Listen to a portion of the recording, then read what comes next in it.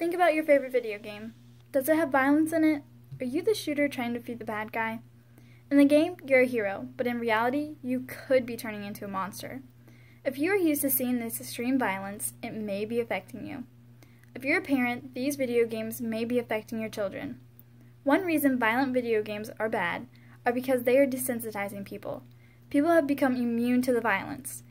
Another reason is younger children that play these video games participate in aggressive behavior and are likely to see the effects of these games later in life. They may show aggression in school and when they make the transition into adulthood. However, one factor is that parents don't monitor the games the children play. The games have ratings for a reason. I think violent video games are negatively affecting people because we are being desensitized, younger children are showing aggression, and children aren't being monitored. You can find violence everywhere in the world. You can find it on the news, magazine articles, and even in history books. Video games are one of the prime resources for reenacting violence. Some video games have no violence, while there are video games that are solely based on violence. People create a character and focus on a mission. This mission may have you shooting the bad guy and fighting the enemy. So when you turn the game on, the first thing you do is shoot down your target. When you turn the television off, the reality of it should hit you. These things in your game are happening in everyday life. People are getting shot at in public places, and it doesn't come as a surprise to you. You could probably even tell them the best weapon for the job. Younger children are playing these types of first-person shooter games. Is that really the aggression and violence we want to show the next generation of people? Video games should be something every child could enjoy. However, they are playing the wrong type of games that teach them the wrong type of morals. Video games influence the young minds of thousands of children all around the world every day. As creators of the games, they should feel the responsibility of molding the minds of youth who play their video games. While violence does appeal to more children today, there are more creative games that also spark the interest of young children. These games may help children to realize what it is they truly want in life, what they wish to follow in the path of a career as well. This is why violent video games hold a huge reflection on the behavior of today's youth. They look up to the characters they play as, and they feel a need to see their actions reflected from that of their favorite character. The young children are being affected by these games because it causes them to be aggressive. This aggression can be dangerous. Researchers surveyed 371 media psychologists and communication scientists from 3 different organizations, in addition to 268 parents from across America and 92 members of the Council on Communication and Media from the American Academy of Pediatrics. 66% of researchers, 67% of parents, and 90% of pediatricians all agreed violent video games led to an increase in aggressive behavior among children.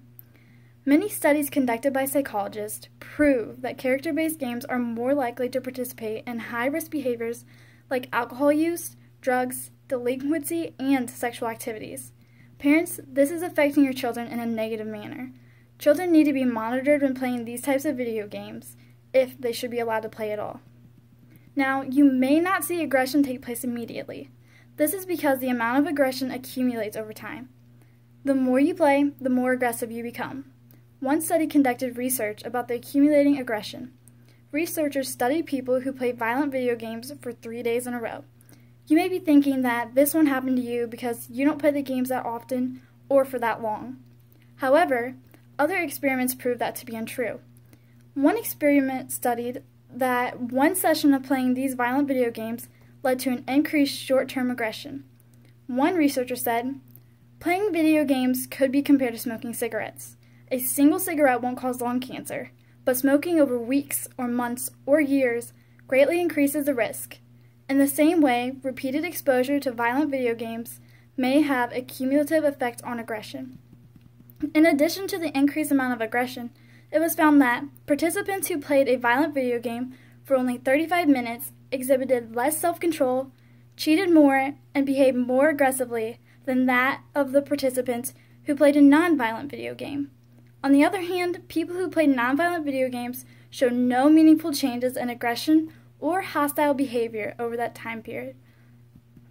Children get a hold of games they should not be playing. This is why parents need to monitor what their children play. Children that are younger than the appropriate rated age are playing these games. Children do it on the game and often don't understand why they can't do it in everyday life. Parents need to make sure they look at the rating before they purchase the game for their child. The cover of the game often depicts the inappropriate violence that is portrayed throughout the whole game. So, before you buy the game, look for all the signs that this could cause your child to show aggression and be negatively affected later in life. Some of the popular violent video games include, but are not limited to, Friday the 13th the game, Hitman, Resident Evil 7, and Ghost Recon. We need to monitor and limit the amount of violence being seen on video games. We will never be able to eliminate violence from the reality off-screen, but we can control what children play. Children should not be playing these types of games because violent video games are desensitizing. It causes children to participate in aggressive behavior that could be dangerous, and they are not being monitored enough when they get the chance to play the video games. So, let's try to reduce the amount of unneeded violence present in this world today by monitoring what our children play online.